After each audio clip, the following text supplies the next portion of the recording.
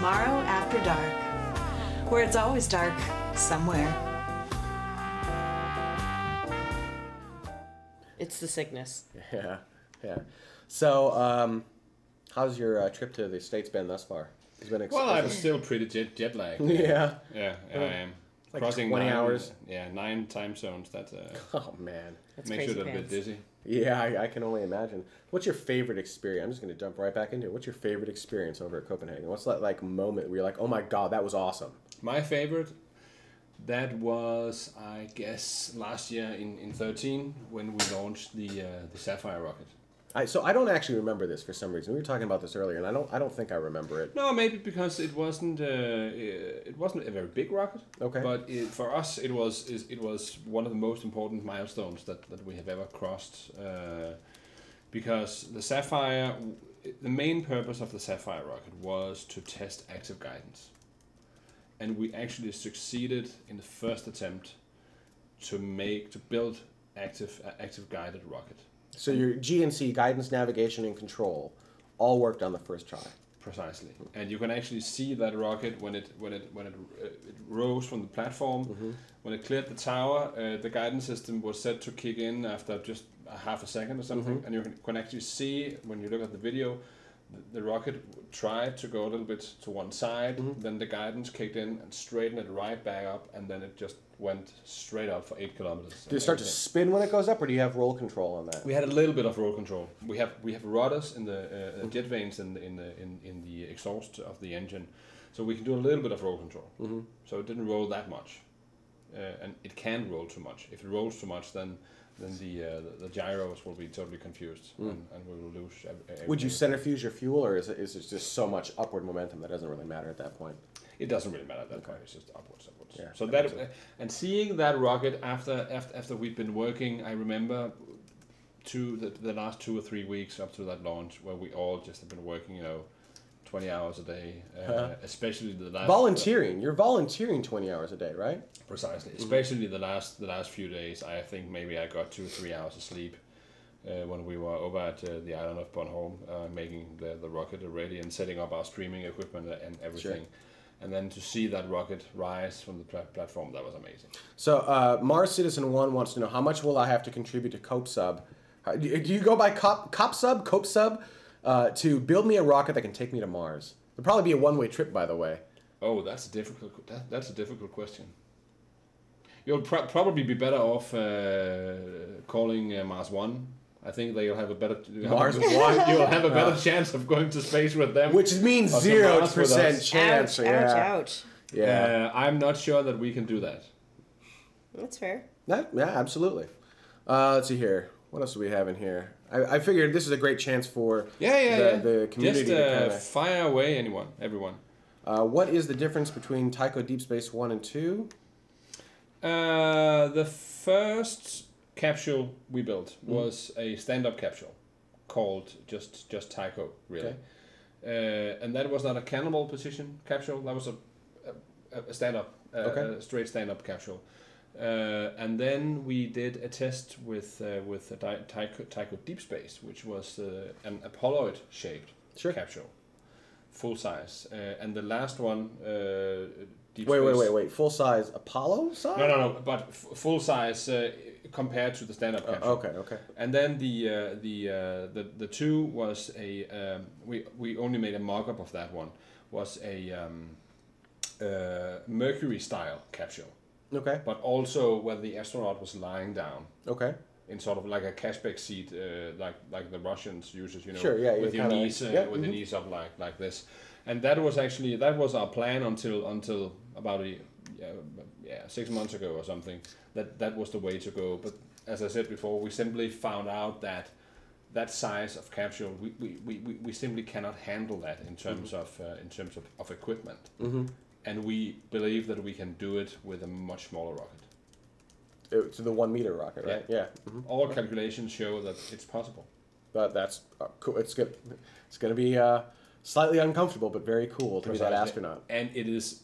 We save a lot by building a smaller rocket. I mean, there's a huge difference between a 1 meter rocket and a 1.6 meter rocket. Huge difference. Let's see here. Someone asked if you make your own hardware yourself, and Jev answered in the chat room, yeah, we make most of our hardware ourselves. Do you make computer simulations? So do you simulate? Yes, we do. Actually, we that is not an area that is documented very well on our website, but we simulate everything. We have for the past months we have been working on the aerodynamics of the rocket, calculating airflow and everything to find out how much heat it will generate on the nose, for example, and how the airflow will be around the rocket. We do that. That's cool. Do you have a good CAD guy? Dutta wants to know. A good what? CAD guy. CAD guy. Yeah, we do. We actually have a guy called Thomas who. Hi, Thomas. Hi, Thomas. Who does all that for us? All the drawings is put into the computer by him.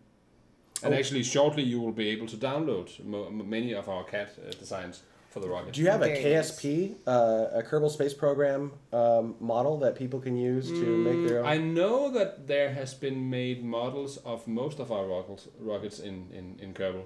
Do you guys play Kerbal? Or do you design the rocket in Kerbal? Some of us play it, but I don't think we have ever used it as a design tool. That would be.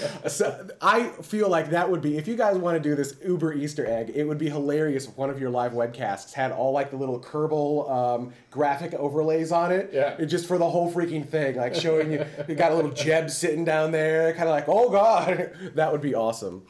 Are you guys planning on launching any monkeys or dogs? No, we are going straight to humans, or at least we will of course launch our test dummy first.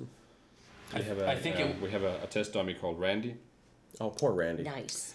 That we have killed several times. I mean, on the first. In love, though. In love. In love, yeah. It's for a greater purpose. And he doesn't mind being killed. He doesn't mind. No, That's what he's there for. He lost a leg once and a foot, but it's okay. We put it back Someone asked what you're using for heat shielding. on the capsule. We have tried different methods. We have been using cork, for example, which is actually excellent for heat shielding. We are also talking about using fiberglass. Oh, okay. With cork on it.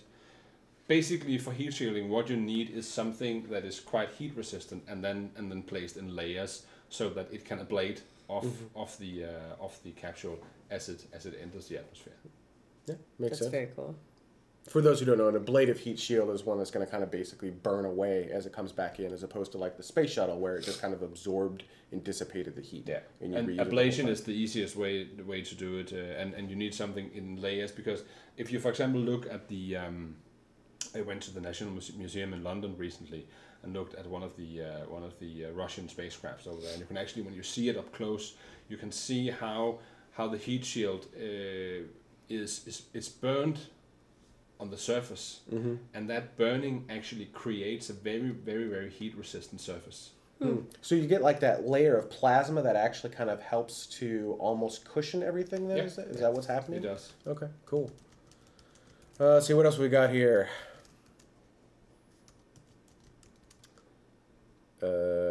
Nothing good, chat room. How dare you, chat room? Well, and this is the time. This is the time where, right? I mean, during the show, it's a little more of a structured interview. We want to make sure, but this is the time where anyone can ask. Yeah, and Charlie as I Boy said, asks, does your rocket go supersonic? Oh yes, definitely. They have to if you want to go to suborbital. After main engine cutoff, we will be at around somewhere between 3.5 and 4 times the speed of sound. Are you planning to go anywhere higher than suborbital in the future? As we talked about before the show, I can't rule it out. This is our goal now, the suborbital flight. But if that succeeds, we need a new goal, I guess. So Are you going to fly more than once, do you think, the suborbital flight? I hope so. Throw a bunch of humans in there and be like, ready, go, ready, go, ready, go. I know if Carsten is going to become the first one and he survives, then I'm pretty sure that some of the other guys also want to have a ride. Would you go if you could? If I could, I would. Can you? Are you too tall?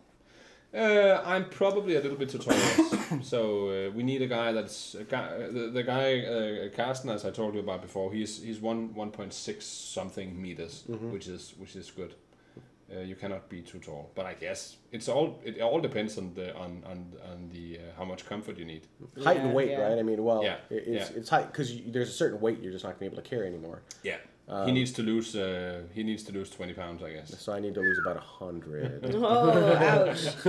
Because weight, as you know, in spaceflight, weight is everything. Yeah. It is, yep. Yeah. You're lifting fuel to lift the weight of the fuel to lift the weight of the vehicle. Precisely. I mean, that's what. I think sometimes in the space community we all get this, but I think sometimes forget the Saturn V was a nothing, like the tippy top was where everything was, and everything else was fuel.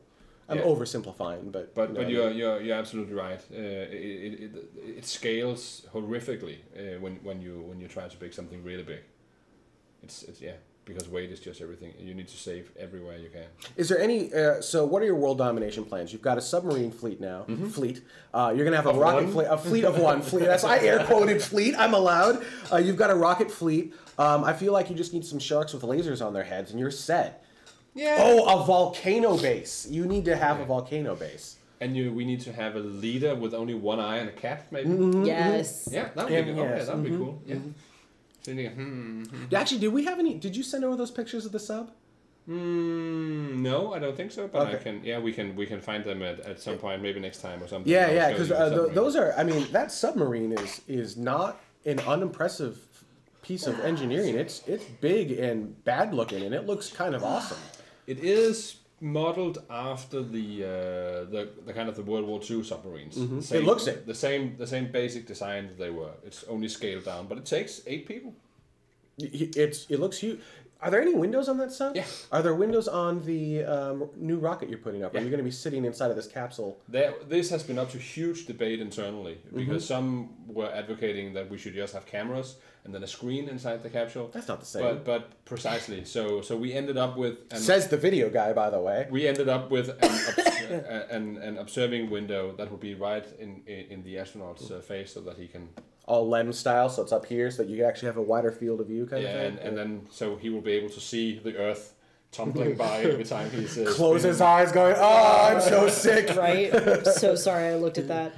You think you'd be able to stabilize for that at all, right? So you're going up, and you're. I mean, you could do a whole bunch of acrobatic maneuvers before you get atmosphere. we have talked about that, and we would probably need some sort of RCS, maybe just some cold gas. RCS being your reaction control systems. Maybe just some cold gas thrusters, just so we can be able to do a little bit of stabilizing, so that it doesn't roll too much. Because it's going to want to tip, right? And it's going to want to basically it's going to want to roll. when the capsule separates from the rocket at apogee. There's no air, there's no resistance, there's nothing, and you have a free fall, which means that every tiny little force that is applied, and obviously at that point the biggest force will be the explosion of the bolts releasing the booster and the capsule from each other.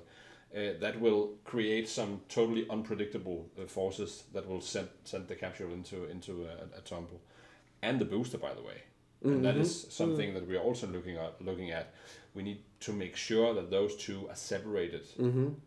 Maybe That happened on Falcon 9 flight, or Falcon 1 flight 3, I think it was, right? Where the two didn't fully, like, they came back in contact or so something they like actually that. collided with each other. Yeah, so that's something That we would be need to- bad, especially with the human on there. You'd be all over.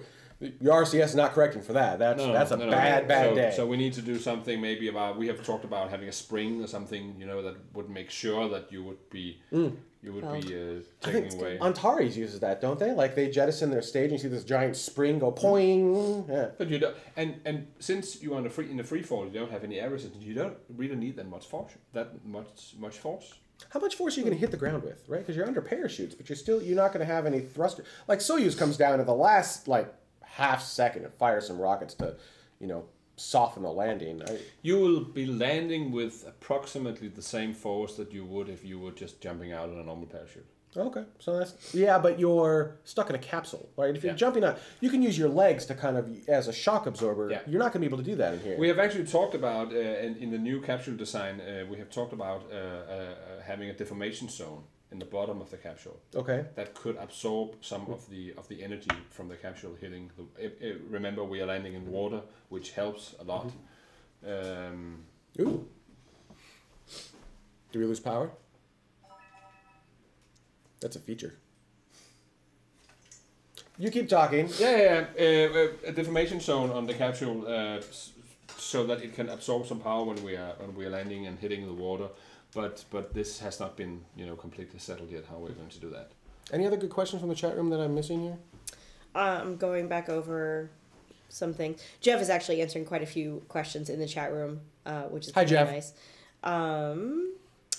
Something about, there was a question about recovering one of the boosters or not. Yeah, that's a big thing for SpaceX, right? They want to recover everything. Are you guys trying to recover anything, or are you just throwing it away? No. We will sacrifice it to the ocean god or something. I don't know. We already have a lot of hardware lying on the bottom of the Baltic. One of your submarines, right? Are you? Yeah, one of the submarines is out there, but also the Sapphire rocket from last year is on the bottom. Hence the parachute issue I talked about before. We right. We had a little glitch there, but again we learned something. For example, we learned that shooting cotton doesn't work very well at low pressures. We tested.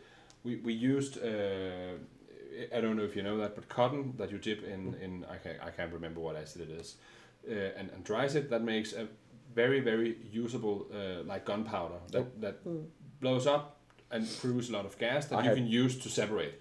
It is basically the same principle as you use in an airbag in a car. Oh, okay. And we use that to blow off the nose cone of the rocket. Okay. Only we didn't test or didn't think about that specific kind of explosive doesn't really work at low pressures. So every test we did on the ground was a poof, parachute comes out, fantastic, fine, everything worked. But up at 8 kilometers, it just said, and nothing really came out. So the rocket just went down without the parachute coming out. Now we have actually tested it in a vacuum chamber. And did you build that too? No. One of our members. I have to ask with you guys. There's always a chance. We have actually talked a lot about building, and I think we are going to build a vacuum chamber. See, not a crazy question. Not a quick no, and that's actually because that would be fantastic to use to actually test the capsule. Sure, yeah. Throw it in a vacuum chamber and see how it does. Precisely. Mm-hmm.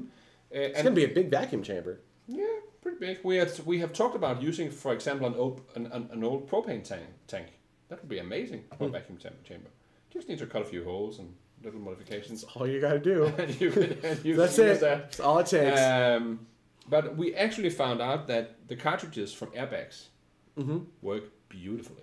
So you just go grab you find old cars and take out their airbag cartridges and pretty much you're done. Pretty much, and they work beautifully also in vacuum. So right now we're looking at using airbag cartridges to actually blow out the parachutes. Adrian asks, coming back to Earth, after you do a free flight, you don't have many options for correcting your trajectory. How are you going to re-enter the atmosphere, angle, speed, stuff like that? Well, I cannot answer the precise speed, but if we talk about angle a little bit, remember that there's a huge difference between a suborbital flight and an orbital re-entry. Because when you're doing an orbital re-entry is much more difficult.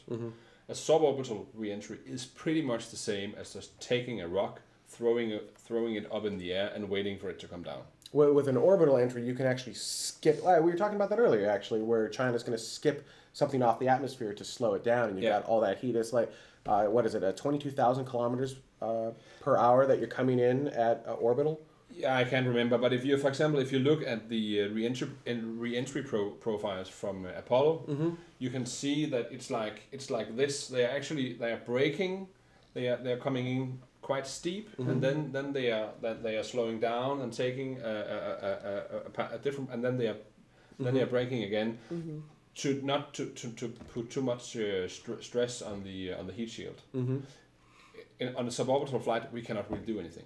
It's up and then just close your eyes, and then we are coming down. And hopefully, actually, one issue that we're looking at and taking very seriously are the jet streams. Okay. We are going to send up weather balloons before we do anything. Because you could get carried way far away. Precisely. Yeah. With no wind, nowhere, we will land, in theory at least, quite near the actual launch site. But if that tumbling capsule with a streamer or balloon in the end hits a jet stream up at 25 kilometers, it can actually be carried away 100 kilometers. Remember, it can be totally quiet at sea level, Right. but it can.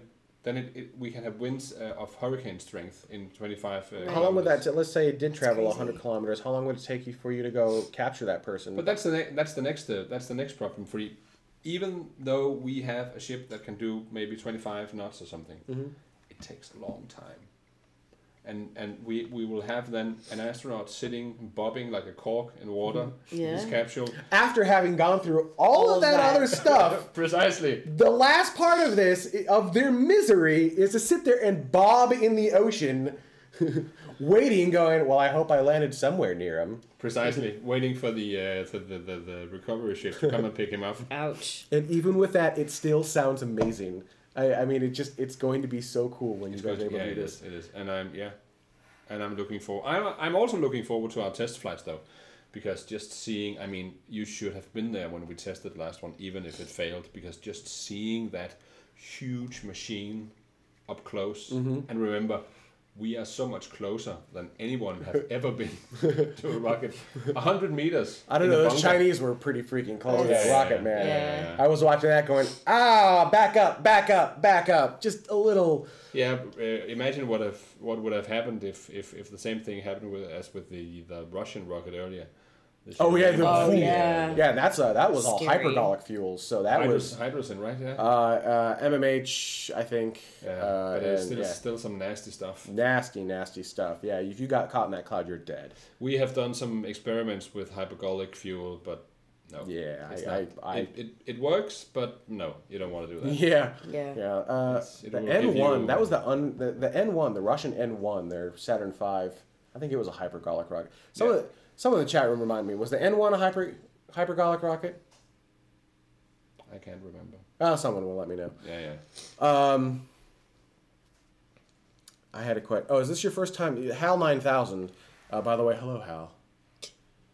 Open the pod bay doors, Hal.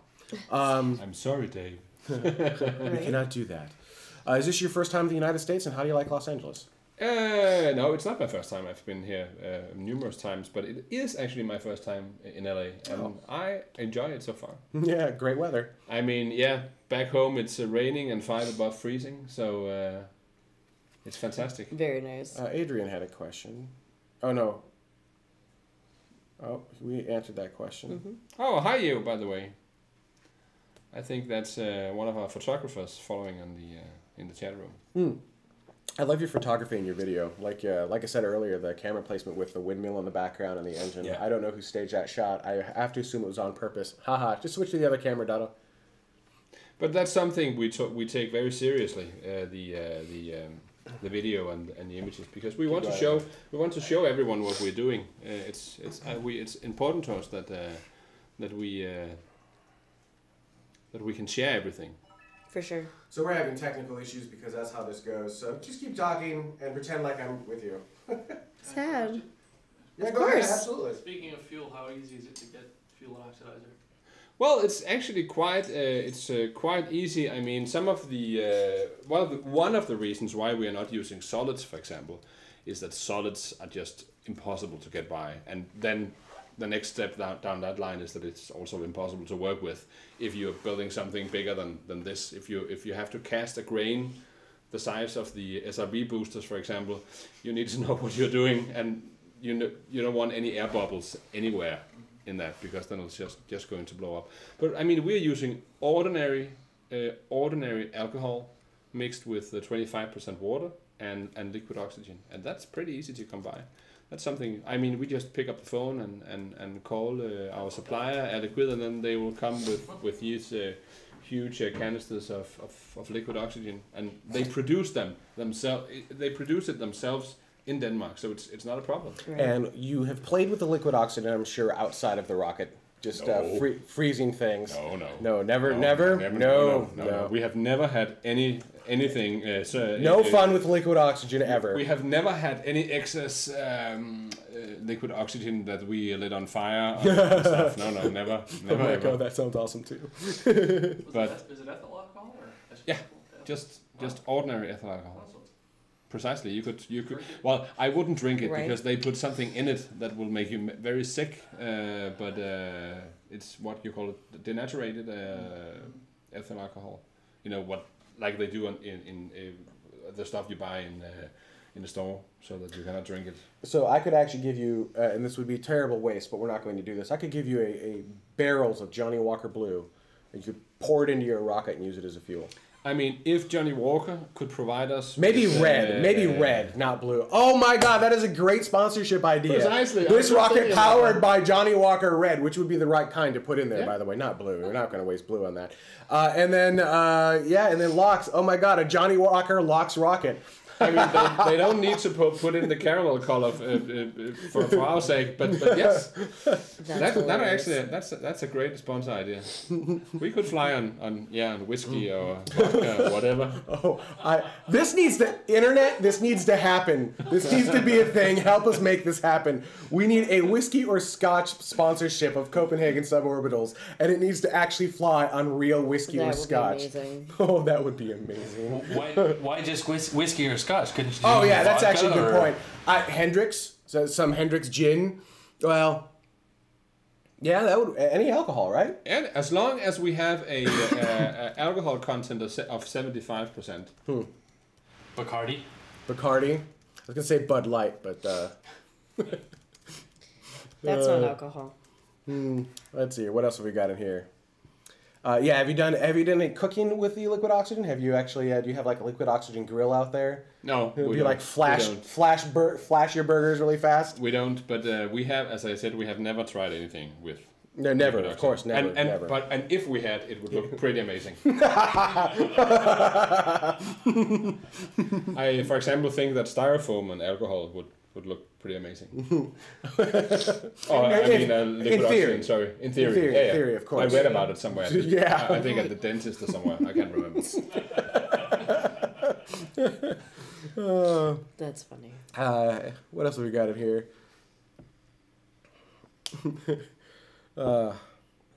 When's your next test? You told me in the show, and I've already forgotten. It's later this year, next year? Yes, we will probably have, depending a little bit on the construction time of the next test engine, but hopefully before Christmas. I think realistically, we usually have a test the day before New Year's Eve.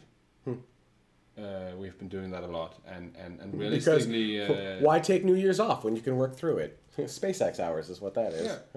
Yeah. But we usually we have been doing that a lot, and that would be something that we would go for if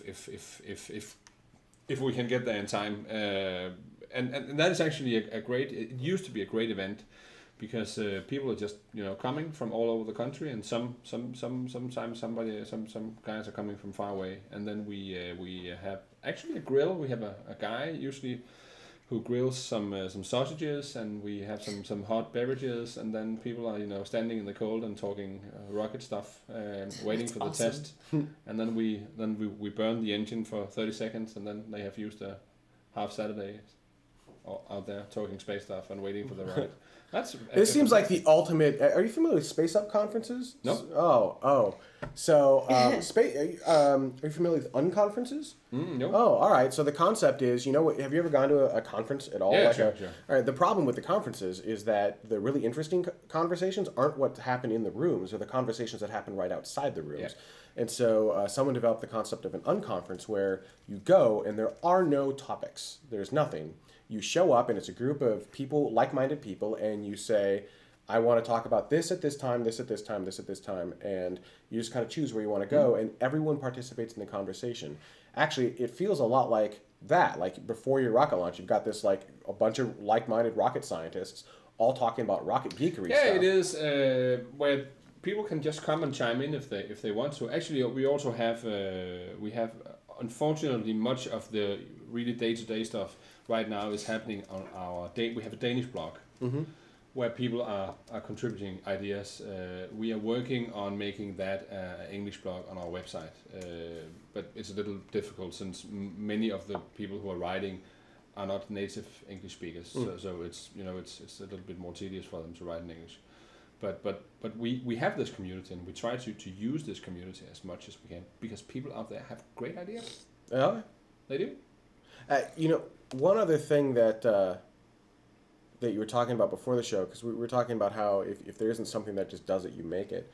We're talking about the video stuff, because you walked into our control room, you saw that we have a full video switcher. Yeah. We do now. We didn't for most of Space or tomorrow, but and you said, "Oh, we built our own." And I thought that was really cool too. That you didn't just build your own video switcher. I mean, you've got this whole infrastructure set up around video that you guys just kind of went out and made, and now it's actually based on how you were describing it, sounded like a marketable product. I think it will be at some point at least. But what happened was that when we had the first Heat 1X test, we had a news helicopter from one of the Danish TV stations and all that. But quite quickly, we saw that we needed to have something so that we could be able to broadcast when we wanted to, but we didn't have any money. We didn't have anything. Also, we have a ship. Everything goes on out at sea. We don't have any money, but we have a ship. Right. Yep. And we needed to find out somehow some way we could actually broadcast the rocket launch from our ship 35 kilometers out in the Baltic directly and stream it online. Which is super freaking hard, right? Because it's not like you just drape a cable from the shore precisely. to the ship, and your satellite internet is going to be freakishly expensive and way too slow and way too latent. So what we did, actually we have if you look at the pictures on the Picasa side, guys, you can see one of the ship.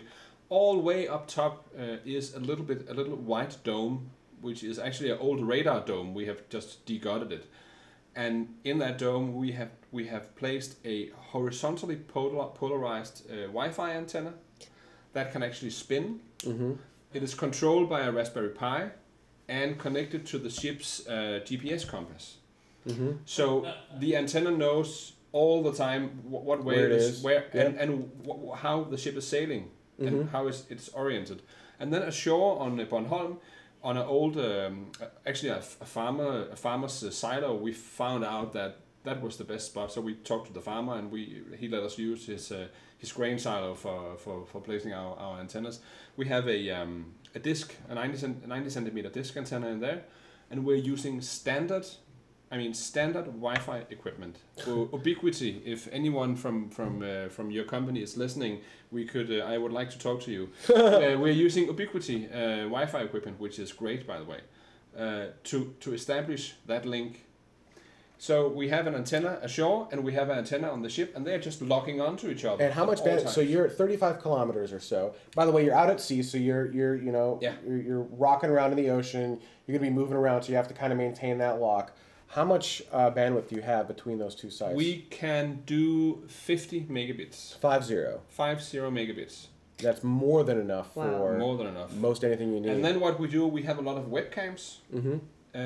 We found out that Logitech actually makes a webcam called the C92, which is a fantastic camera. The 920 or the the 920, which is it's a fantastic camera. In fact, we used that for last season. We used 2 of them sitting right over there, so the whole show was run. And then we have, and it's a fantastic camera, and now it gets a little geeky because it has actually a H264 compressor built into the camera. That helps. Then we have one of our guys has written a program that runs on a BeagleBone computer, if you know those. It's a little board like the Raspberry Pi. Okay. That takes that stream, USB stream, and converts it into a net stream. They are fed down to a mixer that runs a Linux video mixer. A software mixer. A software mixer that one of our members, Peter, wrote. And that software mixer is actually remotely controlled over the wireless network from Copenhagen. So he can sit in Copenhagen and control all the cameras and see all the music, and then the post mix is done in Copenhagen, and then we broadcast it on YouTube. That's really awesome. Wow. And you guys do a really great job, because I remember after the Heat 2X, you had the engine firing, and then you kind of regrouped, and you actually got back on front of the camera and did a little post analysis. Yeah. And if I remember right, you kind of interacted with the community a little bit, like reading tweets and stuff like that, which was really cool. You got the little tickers at the bottom of the screen telling you what's going on. It was really well done, actually. And we want to do that even better. We are working all the time to improve ourselves, but we want to be as close to our followers as we possibly can. Invite them right in, so they can look over our shoulders and see what we're doing. I think that's really cool that you allow people to do that, and you can go to the Cope Sub website and just sign up for information on when you guys are doing new things, where you can just kind of peer and, hey, what's going on, guys? Precisely, we have a newsletter, and we also of course we also have our Twitter account and our Facebook account, and we post out everything there what we're doing. Here. Oh yeah, you send a link to the Sapphire on the chat here. Nice. Oh yeah, so. Oh yeah, precisely. That is actually the grain side of. Thank you, yeah. So for those of you in the chat room, we'll have to find a way. So assuming the Space Kit Kat bot is in the room right now, which hopefully he is. Let's find out. CMOMNOP. Space Kit Kats, yeah. Is he up? He is in there. If the bot's in the room, he should be capturing all of this text. And so what we'll do is we'll extract this. Yeah. And we'll post it in the show notes for After Dark, because Jeff has been adding in some great links, it sounds like, and I want to make sure that those maintain with the show, because yeah. You can see someone is suggesting that we have a community party at Copenhagen. I think it's a great idea, and we would love to host that. It feels like you host it every time you do something, though. It feels like you always have a community party. Is that? Yeah, we do. Not a party per se. I think there has never been a beer can in our workshop ever. That is just a rule we have. That. For sure. Yeah. Party doesn't have to mean alcohol. No. But yes, we every time we have had a test, just after the test, we just open the doors and people can pop in and chat and see what we're doing. That's awesome. And look at all of us lying, like turtle style on the floor, like nap time. Right? Yeah. So what do you do? Do you have a day job as well? Yeah, I do. So you're working, sometimes 20 hours a day at Copenhagen. And then you've also got a day job. Why do? Well, I mean, I can assume why do both, but why do Copenhagen? Why put that much time, effort, and energy into it? Because I love it. Because it is the most fantastic project that you could ever imagine. Because we're just a bunch of guys playing, doing what we think is the most fun to do. So the day job is to pay the bills. That's awesome. Yep. I understand that. Yeah, we all need to. No, actually, I work as a freelancer, so that makes it a little bit easier. Oh, so you can kind of set your own schedule. Yeah, and many of the guys actually do that. But we also have some of the guys that have. I mean, our doctor Nils, he has his normal job as a doctor on a hospital. That's got to be a little bit harder for him, because he can't necessarily. No, he can't really schedule and just take out his shifts and stuff. But he's also putting in a lot of. You'll be fine. Just wrap it in a bandage. I gotta go launch a rocket. All right, I think I want to end on that note, because I think it's a really great place to end it. Is there anything that we didn't talk about that you did want to talk about? That you think people would love to know about you guys? I could talk for hours about this, but I would just encourage. We just have to bring you back. Oh, I would love to. Or vice versa. We'll have to go to you. Yeah. Sure. And if you need something, we can also do some Skype stuff or something. Oh yeah, absolutely. No problem. But guys out there in the chat room, if you want to know anything, just pop us a mail.